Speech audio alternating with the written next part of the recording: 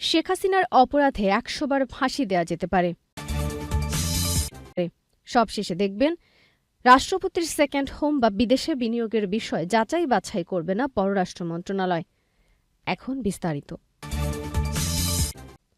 সাবেক প্রধানমন্ত্রী শেখ হাসিনা মিথ্যা মামলায় জামায়াতে ইসলামীর হাজারো নেতাকর্মীকে ফাঁসি দিয়েছেন, বছরের পর বছর জেলে বন্দী করে রেখেছেন বলে মন্তব্য করেছেন দলটির সেক্রেটারি গোলাম পরওয়ার। তিনি বলেন, শেখ হাসিনার বিচার করার জন্য মিথ্যা মামলা প্রয়োজন হবে না। তিনি যে অপরাধ করেছেন সেই অপরাধের দায় তার ১০০ বার ফাঁসি দেওয়া যেতে পারে। মিথ্যা মামলা দিয়ে ফাঁসানোর কোনো প্রয়োজন নেই। কুড়িগ্রামে বৈষম্য বিরোধী ছাত্র আন্দোলনে শহীদ পরিবারের সদস্যদের সঙ্গে মতবিনিময় সভায় সভাপতিত্ব করেন বাংলাদেশ জামায়াতে ইসলামীর কুড়িগ্রাম জেলা শাখার আমির আব্দুল মতিন। গোলাম পরওয়ার বলেন, একদিকে ফ্যাসিবাদী হাসিনা, আরেকদিকে বুক পেতে দেওয়া উত্তরবঙ্গের আবু সাইদের নেতৃত্বে গোটা বাংলাদেশ। সেই হাসিনাকে দেশ থেকে পালিয়ে যেতে হলো, আর হাসিনার বিরুদ্ধে যুদ্ধ করে আবু সাইদের বাংলাদেশ বিজয়ী হল। আবু সাইদ বীরশ্রেষ্ঠ উপাধি লাভ করেছেন। তিনি আরও বলেন, ৫ অগস্ট রক্তাক্ত বাংলাদেশের ওপর মানুষ ঈদের আনন্দ করেছে।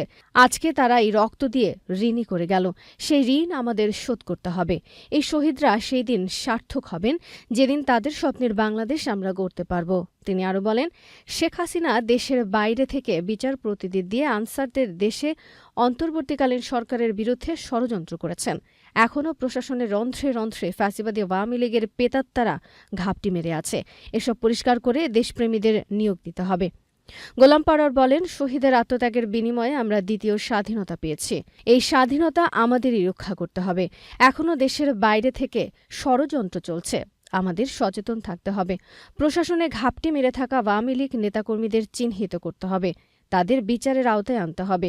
প্রশাসনে ১৫ বছরের দলবাজ আমলাদের পরিষ্কার করে তারপরে নির্বাচন দিতে হবে। তাড়াহুড়া করার কিছু নেই। দেশ সংস্কারের পর যৌক্তিক সময়ে নির্বাচন চাই।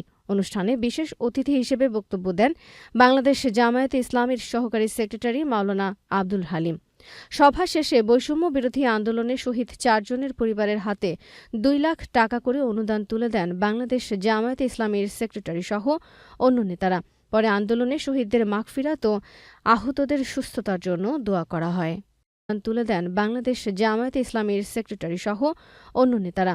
পরে আন্দোলনে শহীদদের মাগফিরাত ও আহতদের সুস্থতার জন্য দোয়া করা হয়।